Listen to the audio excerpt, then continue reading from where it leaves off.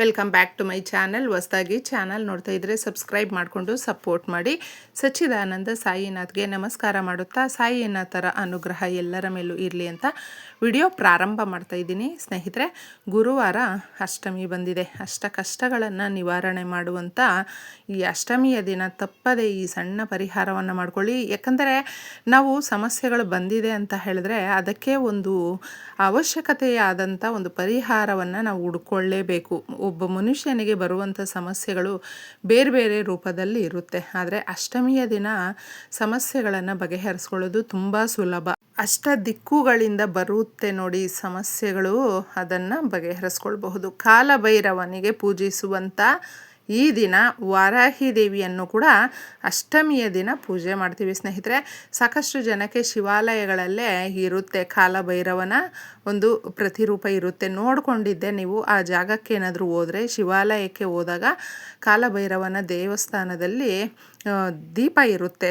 ಅಲ್ಲಿ ಕಾಳು ಮೆಣಸನ್ನು ಹಾಕಿ ದೀಪಾರಾಧನೆ ಮಾಡಿಬಿಟ್ಟು ಬರಬಹುದು. ಶತ್ರುಗಳಿದ್ದರೆ, ಹಿತಶತ್ರುಗಳಿಂದ ನಿಮಗೇನಾದರೂ ತೊಂದರೆಗಳಾಗ್ತಾ ಇದ್ದರೆ ಅದನ್ನು ಭಗವಂತನೂ ನೋಡ್ಕೊಳ್ತಾನೆ.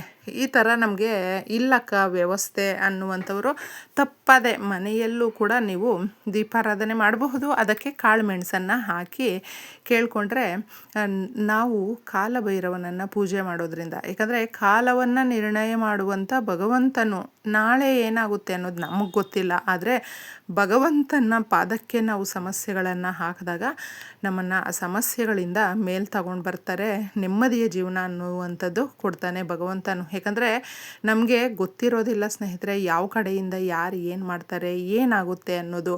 ಇದನ್ನೆಲ್ಲವೂ ಕೂಡ ನಮಗೆ ತಡ್ಕೊಳ್ಳುವಂಥ ಶಕ್ತಿ ಇರೋದಿಲ್ಲ. ಸಾಕಷ್ಟು ಬೆಂದೋಗ್ಬಿಟ್ಟಿದ್ದೀವಿ ಮನೆಯಲ್ಲಿ, ತುಂಬಾ ನಮಗೆ ಸಮಸ್ಯೆಗಳಾಗಿದೆ. ಯಾರೂ ಕೂಡ ನಮಗೆ ಅಷ್ಟೊಂದು ಸಹಾಯ ಮಾಡೋದಿಲ್ಲ ಅನ್ನುವಂಥವರು ಲಕ್ಷ್ಮೀ ದೇವಿಗೆ ಇಷ್ಟವಾಗುವಂಥ ಈ ವಸ್ತುವನ್ನು ತಗೊಂಡು ಪರಿಹಾರ ಮಾಡಿಕೊಳ್ಬೇಕು. ಲಕ್ಷ್ಮೀ ದೇವಿಯ ಕಟಾಕ್ಷಕ್ಕೆ ಧನಿಯಾ ಕಾಳು ಅನ್ನುವಂಥದ್ದು ಸಹಾಯ ಮಾಡುತ್ತೆ ಸ್ನೇಹಿತರೆ. ಹೌದು, ಧನಿಯಾ ಅನ್ನುವಂಥದ್ದು ಧನವನ್ನು ಆಕರ್ಷಿಸುವಂಥ ಕೆಲಸ ಮಾಡುತ್ತೆ. ಇದನ್ನು ನೀವು ಸ್ವಲ್ಪ ತಗೊಳ್ಳಿ, ಜಾಸ್ತಿ ಏನು ತಗೊಳ್ಬೇಕು ಅಂತೇನೂ ಇಲ್ಲ. 1 ಸ್ಪೂನಷ್ಟು ತಗೊಂಡ್ರೆ ಸಾಕು. ಯಾರ ಮನೆಯಲ್ಲಿ ಧನಿಯಾ ಇರುತ್ತೆ ನೋಡಿ, ಆ ಮನೆಯಲ್ಲಿ ಈ ರೀತಿಯ ಲಕ್ಷ್ಮೀ ದೇವಿಯನ್ನು ಹೋಲಿಸ್ಕೊಳ್ಳೋದಕ್ಕೆ ಪರಿಹಾರಗಳನ್ನು ಮಾಡಿಕೊಂಡ್ರೆ ಸ್ವಲ್ಪ ಬದಲಾವಣೆ ಅನ್ನೋದು ಆಗುತ್ತೆ. ತೃಪ್ತಿಕರವಾದ ಜೀವನವನ್ನು ಮಾಡಬಹುದು.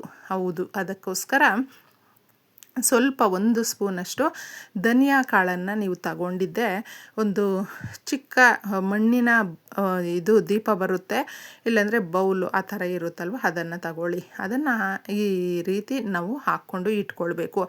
ಎಲ್ಲರೂ ಕೂಡ ಒಂದಲ್ಲ ಒಂದು ರೀತಿಯಲ್ಲಿ ನಮಗೆ ಈ ಪರಿಹಾರಗಳನ್ನು ಮಾಡಿಕೊಂಡಾಗ ಯಾಕೆ ನಮಗೆ ಸಮಸ್ಯೆಗಳು ಹಾಗೇ ಇದ್ಬಿಟ್ಟಿದೆ ಅಂತ, 1 ಸಾರಿ ಮಾಡಿಕೊಂಡು 2 ಸಾರಿ ಮಾಡಿಕೊಂಡು ನಾವು ಸುಮ್ಮನೆ ಇದ್ಬಿಟ್ಟಿದ್ದೀವಿ ಅಂದರೆ ಆಗೋದಿಲ್ಲ.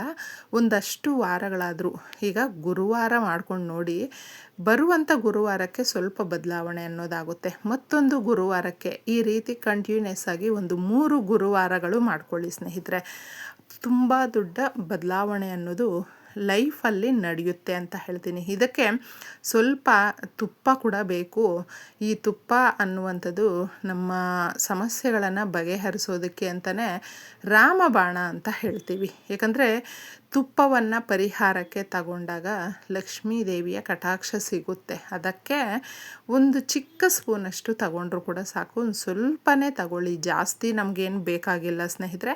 ಇದನ್ನು ಕೂಡ ನೀವು ನೆನಪಲ್ಲಿಟ್ಕೊಳ್ಳಿ. ಈ ಪರಿಹಾರವನ್ನು ಸಂಧ್ಯಾ ಸಮಯದಲ್ಲಿ ಮಾಡ್ಕೊಳ್ಬೇಕು. ಸಂಧ್ಯಾ ಸಮಯ ಅನ್ನುವಂಥದ್ದು ಶ್ರೀ ಮಹಾಲಕ್ಷ್ಮಿಗೆ ತುಂಬ ಇಷ್ಟವಾಗುವಂಥದ್ದು. ಗೋವುಗಳ ಜೊತೆ ತಾಯಿ ಬರ್ತಾಳೆ, ಗೋಮಾತೆಗಳು. ಯಾಕಂದರೆ ಮುಕ್ಕೋಟಿ ದೇವತೆಗಳು ಕೂಡ ಗೋಮಾತೆಯಲ್ಲಿ ನೆಲೆಸಿರುವಂಥದ್ದು. ಅದಕ್ಕೆ ಲಕ್ಷ್ಮೀ ದೇವಿ ಗೋವು ಎಲ್ಲಿ ಇರುತ್ತೋ ಆ ಜಾಗಕ್ಕೆ ಆ ತಾಯಿ ಬರ್ತಾಳೆ. ಗೋವುಗಳು ಸಂಧ್ಯಾ ಸಮಯದಲ್ಲೇ ಮನೆಗೆ ಸೇರುವಂಥ ಸಮಯ ಆಗಿರೋದ್ರಿಂದ ಶ್ರೀ ಮಹಾವಿಷ್ಣು ಸಮೇತ ತಾಯಿ ಬರುವಂಥದ್ದು. ಪ್ರತಿಯೊಬ್ಬರ ಮನೆ ಹತ್ರ ಕೂಡ ಸಂಧ್ಯಾ ಸಮಯದಲ್ಲಿ ಆ ತಾಯಿ ನೋಡ್ತಾಳೆ. ಅದಕ್ಕೆ ನಾವು ಲೈಟ್ ಹಾಕೋದಕ್ಕೂ ಮುಂಚೆ ಮನೆಯ ಹೊರಗಡೆ ಗುಡಿಸಿರಬೇಕು.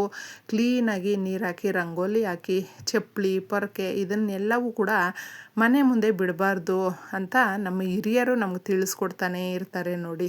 ಈ ಥರ ಬಿಡಬೇಡಿ, ಅದನ್ನು ಹಾಕಬೇಡಿ ಅಂತ. ಅದಕ್ಕೋಸ್ಕರನೇ ಅದನ್ನೆಲ್ಲವೂ ಸೂಕ್ಷ್ಮವಾಗಿ ನಾವು ಗಮನಿಸಿದಾಗ ನಮ್ಮ ಮನೆಗೆ ಆ ತಾಯಿ ಗೆಜ್ಜೆನಾದ ಮಾಡಿಕೊಂಡು ಬರ್ತಾಳೆ ಸ್ನೇಹಿತರೆ. ಯಾವಾಗಲೂ ಈ ಕಡು ಬಡತನದಲ್ಲೇ ಬೆಂದೋಗ್ಬಿಟ್ಟಿದ್ದೀವಿ, ಸಾಕಾಗಿದೆ ಈ ಬಡತನ ಅನ್ನುವಂಥವರು ಈ ರೀತಿಯ ಒಂದು ಸಣ್ಣ ಕೆಲಸಗಳನ್ನು ಮಾಡಿಕೊಂಡ್ರೆ ಇಷ್ಟಾರ್ಥಗಳು ನೆರವೇರುತ್ತೆ. ದೊಡ್ಡ ದೊಡ್ಡ ಕಾರ್ಯಗಳು ಅನ್ನುವಂಥದ್ದು ಕೂಡ ಸರಾಗವಾಗಿ ನಡೆಯುತ್ತೆ. ಹೌದು, ದೊಡ್ಡ ದೊಡ್ಡ ಕಾರ್ಯಗಳು ಈ ಸಣ್ಣ ಪರಿಹಾರದಲ್ಲಿ ಆಗುತ್ತಾ ಅನ್ನುವಂಥದ್ದು ಆಶ್ಚರ್ಯ ಪಡ್ತಾರೆ ಕೆಲವೊಬ್ಬರು. ಆಗುತ್ತೆ ಸ್ನೇಹಿತರೆ.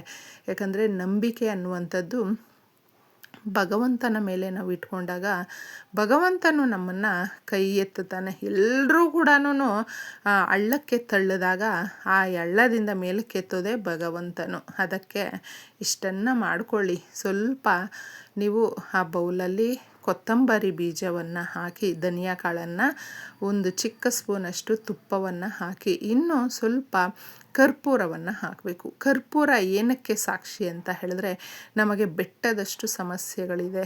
ಆ ಸಮಸ್ಯೆಗಳಿಂದ ನಾವು ಪೂರ್ತಿಯಾಗಿ ಹೊರಗೆ ಬರಬೇಕು. ಕಷ್ಟ ಕಾರ್ಪಣ್ಯಗಳಿಂದ ಹೊರಗೆ ಬರಬೇಕು. ನಮ್ಮ ಮನೆಯಲ್ಲಿ ದರಿದ್ರ ತುಂಬಿದೆ, ಇದನ್ನು ದೂರ ಮಾಡಬೇಕು. ನಾವು ನೆಮ್ಮದಿಯಾಗಿ ಇರಬೇಕು. ಗಂಡ ಹೆಂಡ್ತಿ ಮಕ್ಕಳು ಎಲ್ಲರೂ ಚೆನ್ನಾಗಿರಬೇಕು ಅಂತ ಬಯಸುವಂಥವರು ಈ ಪರಿಹಾರವನ್ನು ಮಾಡ್ಕೊಳ್ಳಿ. ಚೆನ್ನಾಗಿ ಅದು ಹುರಿದೋದ್ಮೇಲೆ ಈ ಥರ ಬೂದಿ ಬರುತ್ತೆ ಸ್ನೇಹಿತರೆ. ಇದನ್ನು ಕಲೆಕ್ಟ್ ಮಾಡಿ ಇಟ್ಕೊಳ್ಳಿ, ಒಂದು ಕಡೆ ಕ್ಲೀನಾಗಿ ಇಟ್ಕೊಳ್ಳಿ.